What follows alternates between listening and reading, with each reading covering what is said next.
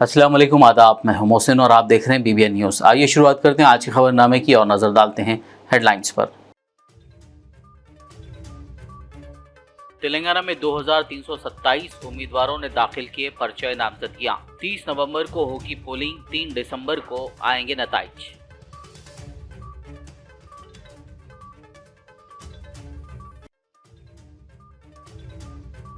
शहर हैदराबाद की hotel continental में तेलंगाना के उलमा, मशाइखीन व सज्जादगान का अहम इजलास। वजीर खजाना हरीश राव ने हज कमेटी चेयरमैन मोहम्मद सलीम के साथ की शिरकत।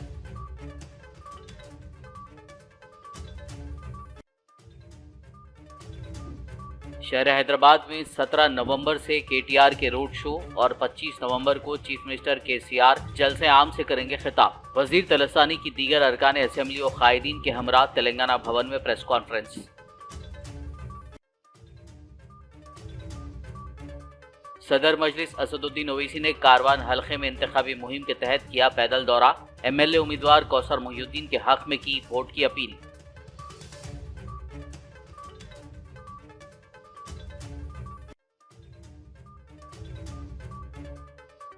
हल्के असेंबली चंद्रांगुट्टा में अकबरुद्दीन ओवैसी की इंतखाबी मुहिम जारी। आज ललिताबाग डिवीजन के मुख्तलिफ इलाकों की आवाम से की मुलाकात।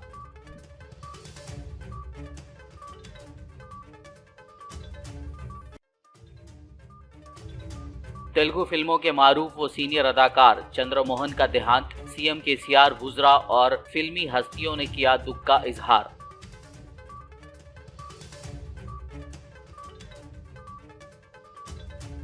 और अब खबरों की तफसील। तेलंगाना के तमाम 119 असेंबली हलकों में 2327 उम्मीदवारों ने मुख्तलिफ सियासी जमातों और आज़ाद उम्मीदवार की हैसियत से अपने पर्चे नामजदगियाँ दाखिल किए हैं। टिकट की तकसीम के बाद तमाम अहम जमातें PRS, कांग्रेस और BJP को बाकी उम्मीदवारों का सामना है।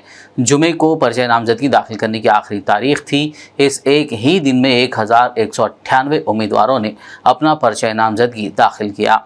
चीफ इलेक्टोरल ऑफिसर विकास राज ने बताया कि जुमे को दोपहर 3 बजे तक कुल 2327 उम्मीदवारों ने 30 नवंबर को मुनक्किद होने वाले असेंबली इंतखाबात के लिए पर्चे नामजदगियाँ दाखिल किए। 13 नवंबर को इन नामजदगियों की जांच होगी और 15 नवंबर तक दस्तबारदारी।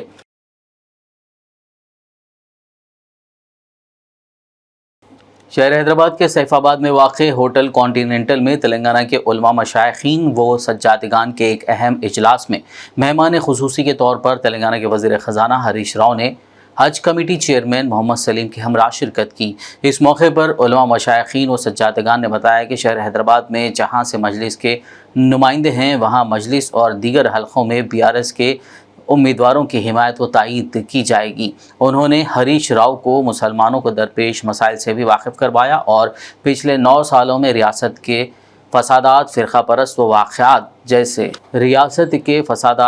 परस्त वाक़यात से महफूज रहने पर KCR हुकूमत की सताइश भी की। इस मौके पर वज़ीर हरीश राव ने मसाइल की यकसुई का तयक़ुन दिया और कहा कि आइंदा भी PRS हुकूमत मुसलमानों के फ़लाह व बहबूद के लिए मुमकिन इक़दामात को यकीनी बनाएगी। तो लोग बोलते रिजर्वेशन का मामला। अब दिल्ली में हम तो 12% के लिए असेंबली में रिजोल्यूशन पास करके सीधा सीधा दिल्ली भिजाए, एक बार नहीं 2 बार भिजाए। और बैठा मोदी बैठा है, वो तो करने के लिए तैयार नहीं है। ये एक मामला, एक हाल ऐसा है। असद साहब से हम सब बात करें, बहुत बात करें, इसको सीरियस तरीके से कुछ करने लिए के गए तो ये 4% को भी थोड़ा नुकसान होने का अंदाजा था। कोई कोर्ट में गए, कोई फसल गए, तो इसमें ये भी फिर खराब होता कि क्या नहीं कर लेना। जब भी अपना दिल्ली में अपना रोल आएगा, एक दिन जरूर आएगा, अपना गवर्नमेंट दिल्ली में भी बनेगा, अपने ऊपर మన మీద ఆధారపడే ప్రభుత్వం ఢిల్లీలో వచ్చినాడు, తప్పకుండా దాన్ని కూడా తీసుకొచ్చి మీకు ఇస్తాం. మనం నష్టపోవద్దనేటువంటి ఒక ఆలోచనే తప్ప చేయొద్దని కాదు. ఇలా మనము ఎస్టీల విషయంలో కూడా కొన్ని చేసి పంపినాం, అందులో కూడా వాళ్ళు యాప్ పెట్టుకున్నారు, అదేవిధంగా పెట్టుకున్నారు, అట్లా కొన్ని ఇబ్బందులు ఉన్నాయి. लेकिन जरूर एक दिन आएगा, अपने ऊपर डिपेंडेंट गवर्नमेंट दिल्ली में आएगा, वो दिन वो भी निकाल के देंगे, जरूर लेके आएंगे। हम पीछे जाने वाले नहीं हैं। हम असेंबली में पास करें, कैबिनेट में पास करें, हम खुद ये डिसाइड करके दिल्ली भी जाए, लेकिन वहाँ तैयारी नहीं है। लेकिन एक दिन आएगा। भाई आप सब लोग सोचिए, इस देश में सबसे ज़्यादा बजट अगर से कोई दिया वो केसीआर साहब ने दिए। इस देश में जो सेक्युलर लीडर है वो केसीआर साहब है भाई। और एक बात बोलना चाहता हूं, बाबरी मस्जिद कौन गिराए भाई? इसका जिम्मेदारी कौन है? आप बोलते इतने बोलते तुम लोग, ये गरीबी का कौन जिम्मेदार है? ऐसा है, एक चूहे का कहानी बोलते ना, 100 चूहे खा के वो हजकू बिल्ली हजकू जाके आया, ऐसा कुछ बोलते लोग। मैं कभी सुना कोई किसी का तकरीर में सुना मैं, ऐसे का हालत है कांग्रेस पार्टी का। आप लोग सोचिए, एक अच्छा हुकूमत चल रहा है, एक अच्छा गवर्नमेंट चल रहा है, हम किसी हाल में बीजेपी से मिलने वाला नहीं है। ये जो बात कांग्रेस पार्टी ने वो अखबारों में या सोशल मीडिया में जो बात रख रहे हैं, वो पूरा आपके वोटों को लूटने के लिए गलत बात कांग्रेस पार्टी ने पहल रहा है। ये आप लोग समझ लीजिए। जो छोटे छोटे जब भी, ये नहीं कि आज आप मिले, ऐसा नहीं, इलेक्शन के बाद में भी सलीम भाई जानते हैं, इम्तियाज़ भाई जानते हैं, मेरा दरवाज़ा तो 24 घंटा खुला रहता है। मेरे पास कोई अपॉइंटमेंट सिस्टम भी नहीं है। हमारे थोड़े मेदक के भी है, उन लोग मुझे जानते हैं, बहुत करीब से भी जानते हैं। जब भी आपका कुछ तकलीफ है, जो भी आपका काम है, कभी भी आप आ सकते हैं, कभी भी। ऐसा नहीं कि इलेक्शन हमकी मामला नहीं है। हम तो मिलके रहना है आपसे, हम मिलके चलना है आपसे, हम सब मिलके आगे कदम डालना है। इसके लिए आगे भी जो भी कुछ भी आधी रात को भी जैसा भी तकलीफ है, आप मेरे पास आ सकते हैं। जिम्मेदारी पूरा मैं लेता हूं। हम मिलके आगे अच्छी इस राज्य को आगे लेके चलेंगे और हिंदुओं का, मुसलमानों का, सबका भलाई के लिए मिलके काम करेंगे। और भी बहुत बात है, फिर भी मैं आप सबसे, आज पीसफुल है, बल्कि अदर स्टेट से अपने पास शिफ्ट हो रहे लोग, बहुत लोग आ रहे। आज ट्रैफिक जो बढ़ गई, हैदराबाद आया तो आदमी कोई बाहर नहीं जा रहा, इधर ही रहता था। अरे भाई, सिनेमा एक्टर रजनीकांत आके बोला उन्हें एक बार, अरे हैदराबाद में है क्या, मैं अमेरिका में, न्यूयॉर्क में है जैसा दिख रहा, हैदराबाद पूरा बदल गए बोल के बोल रहा। और सन्नी डियोल बोल के MP, वो सिनेमा एक्टर है, वो भी बोल रहा हैदराबाद पूरा बदल गए। अच्छा हुआ, और भी अच्छा होना, एक सेक्युलर लीडर के हाथ में रहना। वज़ीर सेहत टी हरीश राव ने कांग्रेस पर शदीद तनकीद करते हुए कहा कि तेलंगाना असेंबली इंतखाबात में मुसलमानों के वोट हासिल करने के लिए कांग्रेस कई ड्रामे कर रही है। उन्होंने आज मीडिया से बात करते हुए कहा कि कांग्रेस ने फिर एक मरतबा गलत मैनिफेस्टो पेश किया है। उन्होंने कांग्रेस के झूठे वादों पर से पर्दा उठाते हुए मुसलमानों से अपील की कि 30 नवंबर को होने वाले इंतखाबात में BRS पार्टी के उम्मीदवारों को अपना वोट देकर कामयाब बनाएं। वो पूरा भी मुसलमानों का वोट लूटने के लिए एक गलत मैनिफेस्टो लेके आए, उसमें कुछ है नहीं है। मैं एक बात पूछना चाहता हूँ, आज 4000 करोड़ रुपए देंगे बोल के आप मैनिफेस्टो में रखे। कल नहीं परसों में 6 महीने पहले आप कर्नाटका में हुकूमत में आए। कर्नाटका का बजट तेलंगाना से ज़्यादा है, पॉपुलेशन ज़्यादा है, मुसलमान भी ज़्यादा है, फिर वहाँ क्यों 2000 करोड़ रुपए रखे? तेलंगाना में आज केसीआर साहब ने सबसे अच्छा बजट मुसलमानों को बजट में रख रहे और अच्छा भी कर रहे। कांग्रेस पार्टी वोटों के लिए जो बात वो जहां पर हुकूमत में है वहाँ नहीं कर रहे। इसके पहले तेलंगाना में भी हुकूमत में था, तब भी नहीं करे, लेकिन आज आगे करेंगे बोल के आज एक गलत बात बोलते ये मैनिफेस्टो में वोटा लेने के लिए कोशिश करें। आज लैंको हिल्स किसके ज़माने में गए? लैंको हिल्स का वक्फ का जमीन जाने का जिम्मेदारी कांग्रेस पार्टी का है। बाबरी मस्जिद गिराने का जिम्मेदारी कांग्रेस पार्टी का है। फिर आज के दिन वो लोग हम ये करेंगे वो करेंगे बोले तो कोई सुनने के लिए तैयार नहीं है। सर एक सवाल है कि आप मस्जिदों, लोगों का ये इल्जाम है कि आप मस्जिदों के टूटने पे जवाब नहीं देते। नहीं, क्यों नहीं देते, जरूर। वहाँ पर नया सेक्रेटरीट में कितना शानदार मस्जिद फिर अच्छी तरीके से बना के दी। CM साहब खुद जाके उसका इनॉग्रेशन करें।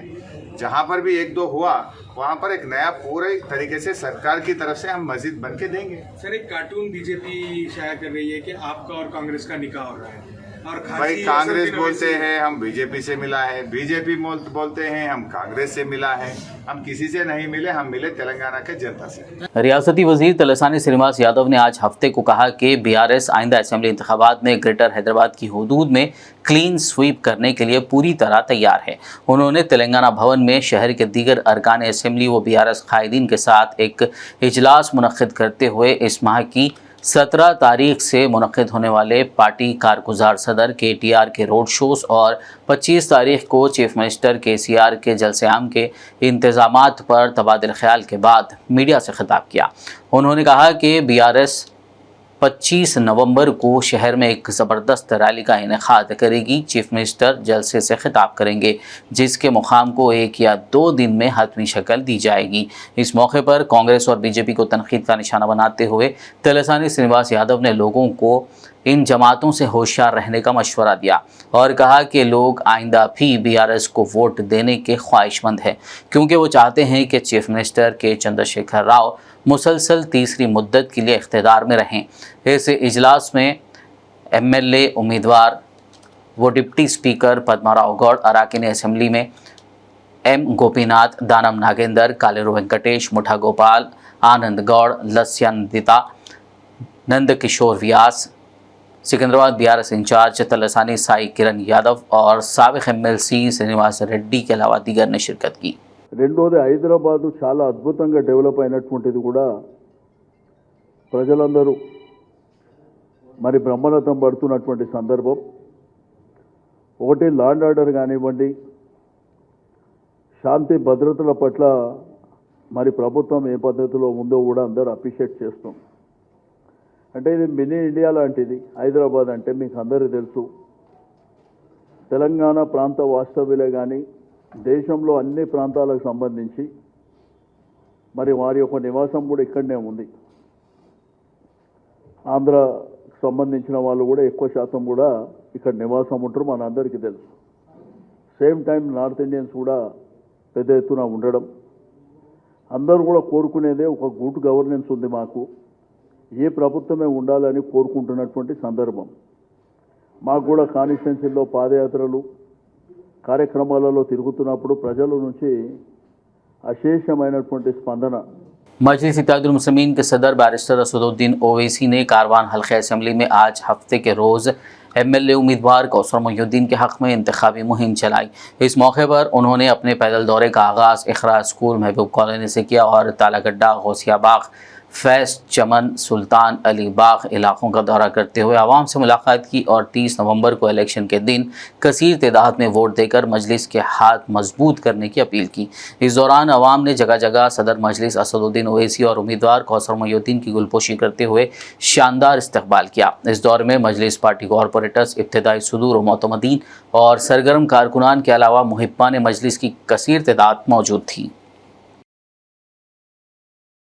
हल्के असेंबली चंद्रायन से मजलिस इत्तेहादुल मुस्लिमीन के उम्मीदवार अकबरुद्दीन ओवैसी ने आज हफ्ते को इंतखाबी मुहिम के तहत ललिता बाग डिवीज़न के जावेद नगर, मोहम्मद नगर, अकबर नगर, ललिता बाग, फतेह शाह नगर इलाकों का पैदल दौरा किया। इस दौरान उन्होंने घर घर जाकर आवाम से मुलाकात की और मजलिस को वोट देने की अपील की। इस मौके पर आवाम ने जगह जगह हबीब मिल्लत अकबरुद्दीन ओवैसी की कसरत से गुलपोशी करते हुए शानदार इस्तकबाल किया। इस दौरान मासूम बच्चों ने भी अकबरुद्दीन ओवैसी की गुलपोशी की। इस मौके पर अकबरुद्दीन ओवैसी ने कॉर्नर मीटिंग से खिताब करते हुए आवाम से मुत्तहिद रहने और मजलिस के हाथ मजबूत करने की अपील की। इस दौरे में मजलिस पार्टी कॉरपोरेटर, सीनियर कायदीन और सरगर्म कारकुनान और आवाम की कसीर तादाद मौजूद थी।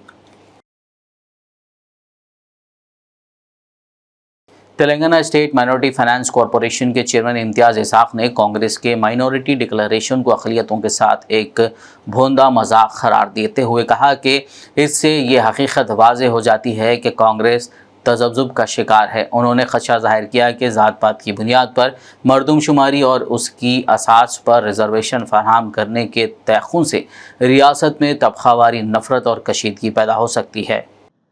कांग्रेस पार्टी ने इलेक्शन के लिए फिर से एक घटिया मजाक करते हुए माइनॉरिटीज़ के साथ एक डिक्लेरेशन डिक्लेयर किया, जिस डिक्लेरेशन में ये बताया जाता है कि वो अगर इख्तियार में अगर आते हैं तो 6 महीने के अंदर कैश सेंसस कराएंगे बोल, तो उसके हिसाब से फेयर रिजर्वेशन देना चाहते हैं, देना बोल के एक डिक्लेरेशन करें। मैं पूछना चाहता हूं कांग्रेस से कि अगर आप 2021 का सेंसस लो या नया अगर आप कराना चाहते हैं, उसके हिसाब से आप किस बिना पे क्या फेयर रिजर्वेशन देना चाह रहे थे उसका कोई क्लैरिफिकेशन नहीं। अगर नई आबादी के हिसाब से, मर्दमशुमारी के हिसाब से अगर आप देखेंगे तो माइनॉरिटीज़ का जो पॉपुलेशन रहेगा 16-17% जाएगा। तो आप 2004 में टीआरएस और कांग्रेस अलायंस में रहे जब जो रिजर्वेशन 5% दिया गया था उसको जो है हाई कोर्ट ने रिजेक्ट करके 4% दिया गया। क्यों? 50% से ज़्यादा बैकवर्ड क्लास को आप रिजर्वेशन नहीं दे सकते। तो जब 5% दिए थे तभी 1% काट के जो है 4% दिया गया था। उसके बाद जो है हाई कोर्ट ने थोड़े दिन के बाद हाई कोर्ट ने उस रिजर्वेशन को रिजेक्ट किया। आज सुप्रीम कोर्ट पे स्टे ऑर्डर पे हमारा रिजर्वेशन चल रहा है। अगर आपने उसी वक्त अगर रिजर्वेशन को जो है पार्लियामेंट में बिल पास करके अमेंडमेंट बनाया होता तो सुप्रीम कोर्ट पे स्टे ऑर्डर की जरूरत नहीं पड़ती थी। लेकिन हमें रियासती वजीर तलसानी श्रीनिवास यादव ने कांग्रेस और बीजेपी को अपनी तनकीद का निशाना बनाते हुए सवाल किया कि वोटों के लिए अवाम के पास आने वाली कांग्रेस और बीजेपी को बताना चाहिए कि उन्होंने अवाम के लिए क्या किया। बापूनगर अमीरपेट डिवीज़न के तकरीबन 50 लोगों ने आज हफ्ते को वेस्ट मारटपल्ली में वाक़े तलसानी श्रीनिवास यादव की रिहाइशगाह पर बीआरएस पार्टी में शमूलियत इख्तियार की, जिनका वज़ीर ने पार्टी खंडवा पहनाकर खैर मकदम किया। इस मौके पर इज़हार ख्याल करते हुए वज़ीर ने वाज़ेह किया कि आज़ादी के 75 साल में रियासत की जितनी तरक्की नहीं हुई, तेलंगाना की तश्कील के 9.5 सालों में सीएम केसीआर की क़यादत में उतनी तरक्की और फलाही प्रोग्रामों पर अमल किया जा रहा है। उन्होंने कांग्रेस और बीजेपी को चैलेंज किया कि वो बताएं कि उन्होंने अवाम के लिए क्या क्या किया। खबरनामे में फ़िलहाल लेंगे एक ब्रेक, मुलाकात होगी इस छोटे से ब्रेक के बाद।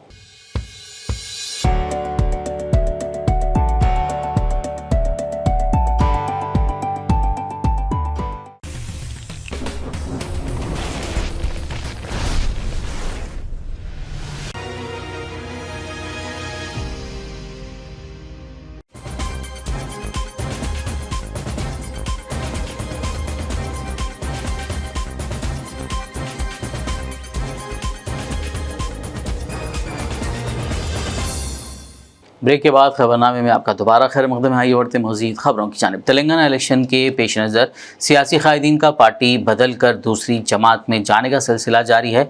एक तरफ कांग्रेस को टिकट ना मिलने पर लीडरों की नाराज़गी का सामना है तो दूसरी जानिब उसे जल्दी ही एक मशहूर चेहरे का साथ मिलने की ख़यास आराइयाँ जारी हैं।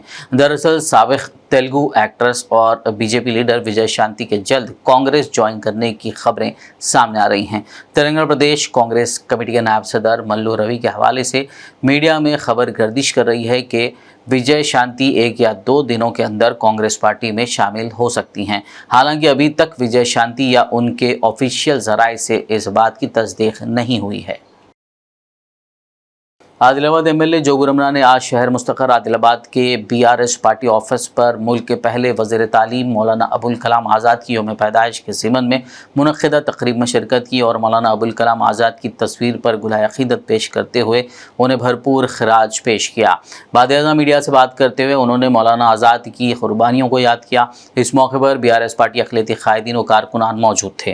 अबुल कलाम आज़ाद के जन्मदिन और जन्मदिन के साथ साथ एजुकेशन डे भी आज मनाते हैं। ये पूरा हमारा गवर्नमेंट पूरा तो हिंदुस्तान में ऑफिशियली मनाते, मगर इस तेलंगाना में इलेक्शन कोड की वजह से हम यहाँ हमारा बीआरएस पार्टी में ऑफिस में मना रहे। इस कार्यक्रम में आए हमारे पूरे बीआरएस पार्टी के लीडर्स को सबको मेरा नमस्कार, राम राम, जय भीम, आदाब। Abul Kalam Azad first education minister, India का एजुकेशन मिनिस्टर करके एजुकेशन मिनिस्टर के टाइम पे उनका बहुत ख्वाहिश था हर एक वर्गों के लिए, वर्गों को जातियों के लिए एजुकेशन तालीम हासिल होना। तालीम रहे तो ही सब लोग दुनिया में क्या चल रहा, दुनिया क्या चीज़ है, सब समझने के लिए एजुकेशन मैंने बोल के अबुल कलाम आज़ाद ने बताया। उस हिसाब से हमारा बीआरएस पार्टी भी, मुख्यमंत्री केसीआर साहब भी टेम्परेरी स्कूल्स खोल के मुसलमानों के लिए नहीं, सारी तेलंगाना में एससी, एसटी, बीसी, माइनॉरिटीज़ के लिए इंग्लिश मीडियम रेजिडेंशियल स्कूल के अच्छा एजुकेशन दे रहे, और आने वाले दिनों में भी और स्कूल्स बढ़ाएंगे और सबको घर तक एजुकेशन पहुंचाने के लिए हमारा सरकार भी जा रहे। इस वास्ते मैं और एक बार अबुल कलाम आज़ाद के जन्मदिन के अवसर पर सबको जन्मदिन का मुबारकबाद देता हूँ। आदिलाबाद बीजेपी उम्मीदवार पायल शंकर ने इंतखाबी मुहिम के हिस्से के तौर पर आदिलाबाद के रूरल मवाजियात का दौरा किया। इस दौरान उन्होंने आदिवासियों से मुलाकात करते हुए उनके रिवायती त्यौहार दंडारी उत्सव में हिस्सा लिया। इस दौरान अपने खिताब में पायल शंकर ने बीआरएस हुकूमत पर कबाइलियों के साथ धोखा करने का इल्ज़ाम लगाया। साथ ही उन्होंने आदिवासियों से इस मरतबा एमएलए जोगू रमना को हराने की अपील भी की। आदिलाबाद म्यूनसिपल चेयरमैन जोगू परमिंदर और वाइस चेयरमैन जहीर रमजानी की क़यादत में और कोऑप्शन मेंबर मोहम्मद एजाज अहमद की निगरानी में शहर मुस्तक़र आदिलाबाद के वार्ड नंबर 31 के नौजवानों ने गुलाबी पार्टी में शमूलियत इख्तियार की। इस मौके पर जोगू परमिंदर और जहीर रमजानी ने पार्टी खंडवा पहनाकर इन तमाम का खैर मकदम किया। కాబట్టి నేను కూడా ఈ పార్టీలో చేరి మరి ఇక్కడ ఉన్నటువంటి జోగు రమణ గారిని గెలిపించుకొని అక్కడ తిరిగి ముఖ్యమంత్రిగా కేసీఆర్ గారిని తీసుకురావాలనే ఉద్దేశంతో వాళ్ళు ఈరోజు జాయిన్ కావడం జరిగింది. ఎందుకంటే మరి మన పిల్లలు చదువుకోవడానికి గతంలో తెలంగాణ రాష్ట్రంలో 18 గురుకులాలు ఉంటే మరి ఇప్పుడు తెలంగాణ రాష్ట్ర వ్యాప్తంగా 1000 గురుకులాలను మనం ఏర్పాటు చేసుకొని ఎస్సీల గురించి, ఎస్టీల గురించి, మైనార్టీల గురించి, బీసీల గురించి మొత్తం తెలంగాణ రాష్ట్ర వ్యాప్తంగా 1000 గురుకులాలను ఏర్పాటు చేసుకొని ఎందరో లక్షలాది మంది విద్యార్థులకు సంబంధించినటువంటి వారికి ఉచిత విద్యను దాదాపు ఒక విద్యార్థి మీద మరి సంబంధించిన 1,00,000 పైననే ఖర్చు చేసుకొని వాళ్ళకు మంచిగా డిగ్రీ వరకు కూడా ఏదైతే 5వ తరగతి నుంచి ఇప్పుడు కొన్ని ఇంటర్ నుంచి డిగ్రీ వరకు కూడా అప్గ్రేడ్ చేసుకొని మరి వారికి సంబంధించిన విద్యను అందించడం జరుగుతుంది. అదేవిధంగా చదివిన తర్వాత కూడా స్టడీ సర్కిళ్లను, ఎస్సీ స్టడీ సర్కిళ్లను, బీసీ స్టడీ సర్కిళ్లను, మైనార్టీ స్టడీ సర్కిళ్లను ఏర్పాటు చేసుకొని వాళ్ళకి సంబంధించిన ఏదైతే నోటిఫికేషన్లు వస్తాయో వారికి సంబంధించిన వారికి ఉచితంగా వారికి జాబ్స్ గురించి మరి వాళ్ళ కోచింగ్ ఇవ్వడం జరుగుతుంది. ఈ విధంగా మరి మన ఆదిలాబాద్లో కూడా మరి హైదరాబాద్లో దూరంగా కూడా ఇది ఆదివాసీ జిల్లా, వెనుకబడిన జిల్లా అయినప్పటికీ కూడా మన ఎమ్మెల్యే జోగు రామన్న గారు ఒక ఐటీ టవర్ దాదాపు 3 ఎకరాల్లో 40 కోట్లతో శాంక్షన్ చేసుకొని మరి దాదాపు 1000 మందికి పైన ఉపాధి యువతి యువకుల గురించి उपाधि कल्पिंचाली ऑलरेडी। तेलुगु फिल्मों के मारूफ सीनियर अदाकार चंद्रमोहन का आज हफ्ते को 82 साल की उम्र में देहांत हो गया। उन्हें दिल से मुतालिक आरिज़े के साथ हैदराबाद के अपोलो अस्पताल में दाखिल कराया गया था और उनके अहल खाना के मुताबिक आज सुबह उन्होंने आखिरी सांस ली। चंद्रमोहन 23 मई 1943 को आंध्र प्रदेश के कृष्णा जिले में पैदा हुए थे। चंद्रमोहन को 1966 में फिल्म रंगुला रत्नम के ज़रिए तेलुगु फिल्म इंडस्ट्री में मुतारिफ़ कराया गया था। 1968 में उन्होंने सुखादुघालु में वनश्री के भाई के तौर पर काम किया था, जिसके लिए उन्हें अवार्ड से नवाजा गया था। उन्होंने 932 फिल्मों में अदाकारी की। चंद्रमोहन के पसमानदगान में अहलिया और 2 बेटियां शामिल हैं। उनकी आखिरी रसूमात पीर को अदा की जाएगी। तेलंगाना के चीफ मिनिस्टर के चंद्रशेखर राव ने मकबूल तेलुगु फिल्म अदाकार चंद्रमोहन के देहांत पर ताज़ियत का इजहार किया। केसीआर ने कहा कि उनका देहांत तेलुगु सिनेमा के लिए बहुत बड़ा नुकसान है। सीएम ने मजीद कहा कि चंद्रमोहन ने तेलुगु के साथ साथ कई ज़बानों में भी लाखों लोगों को अपने अदाकारी के जौहर से मुतासर किया। केसीआर ने चंद्रमोहन के अफराद ख़ानदान के साथ हमदर्दी का इजहार किया। सीएम केसीआर के अलावा रियासती वज़रा और दीगर सियासी क़ायदीन ने भी दुख का इजहार किया। तेलुगु फिल्म अदाकार चंद्रमोहन के देहांत से तेलुगु फिल्म इंडस्ट्री में सदमे की लहर दौड़ गई। तेलुगु फिल्म इंडस्ट्री के बहुत से मेंबरान व अदाकारान ने आज चंद्रमोहन के घर पहुंचकर उनका आखिरी दीदार किया और अफराद ख़ानदान के साथ इजहार ताज़ियत किया। चंद्रमोहन के देहांत पर दुख का इजहार करते हुए सोशल मीडिया पर भी कई अदाकार और अदाकाराओं ने पोस्ट किए। सोशल मीडिया पर चिरंजीवी ने आनजहानी अदाकार के साथ अपने ताल्लुकात के बारे में बात करते हुए एक जज्बाती नोट लिखा। उन्होंने याद दिलाया कि चंद्रमोहन ने अपनी पहली फिल्म में एक गूंगा किरदार अदा किया था और इस किरदार को शानदार तरीके से निभाया था। उन्होंने उनके साथ निभाए लम्हों को याद किया। जामिया इस्लामिया दारुल उलूम हैदराबाद में 2 दिन के लिए मुसाबका रखा गया था।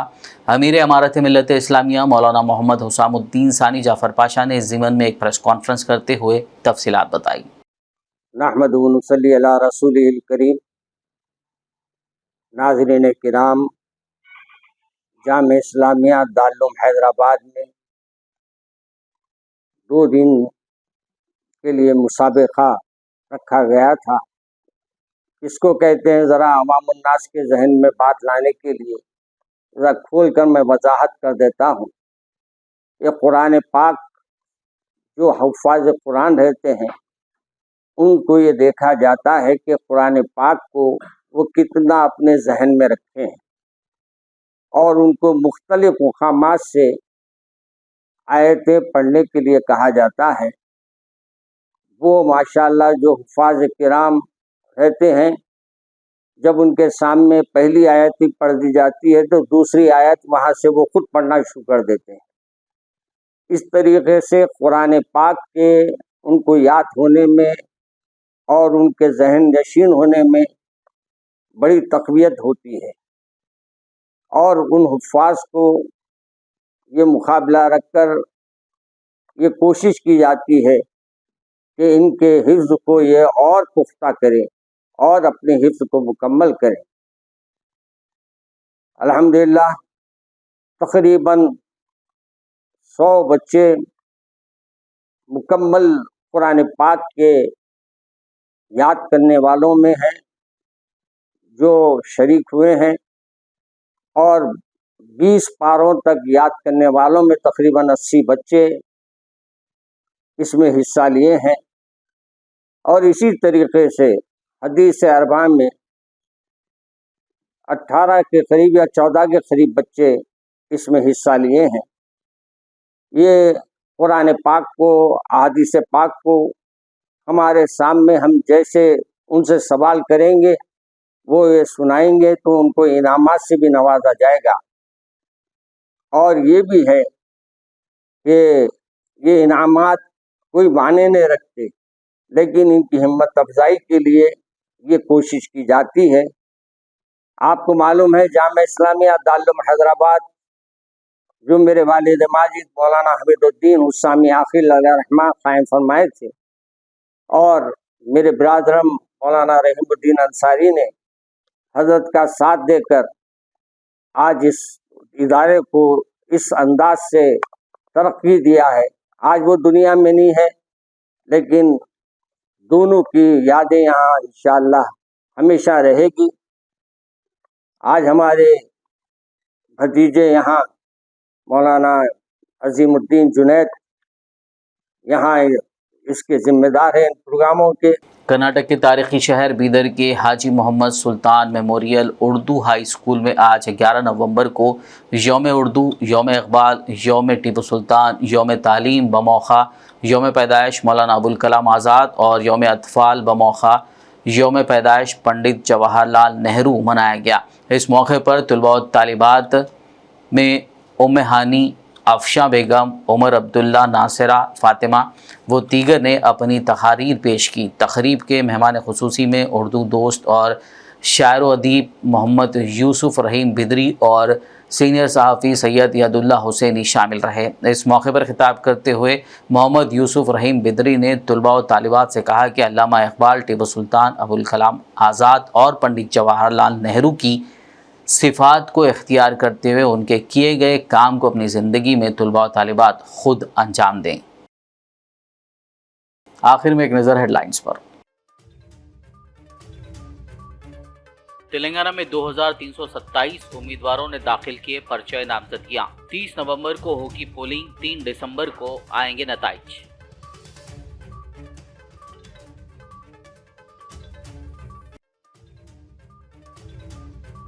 शहर हैदराबाद की होटल कॉन्टिनेंटल में तेलंगाना के उलमा, मशाइखीन व सज्जादगान का अहम इजलास। वजीर खजाना हरीश राव ने हज कमेटी चेयरमैन मोहम्मद सलीम के साथ की शिरकत।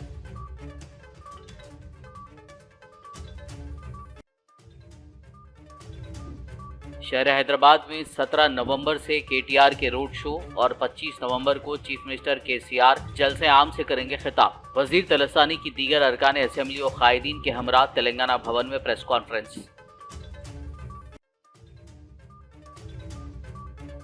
सदर मजलिस असदुद्दीन ओवैसी ने कारवान हल्के में इंतखाबी मुहिम के तहत किया पैदल दौरा। एमएलए उम्मीदवार कौसर मोहिउद्दीन के हक में की वोट की अपील।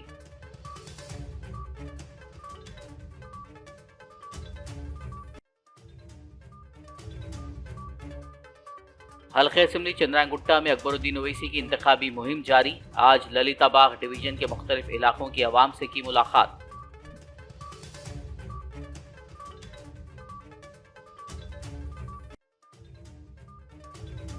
तेलुगु फिल्मों के मारूफ व सीनियर अदाकार चंद्रमोहन का देहांत। सीएम केसीआर गुजरा और फिल्मी हस्तियों ने किया दुख का इजहार।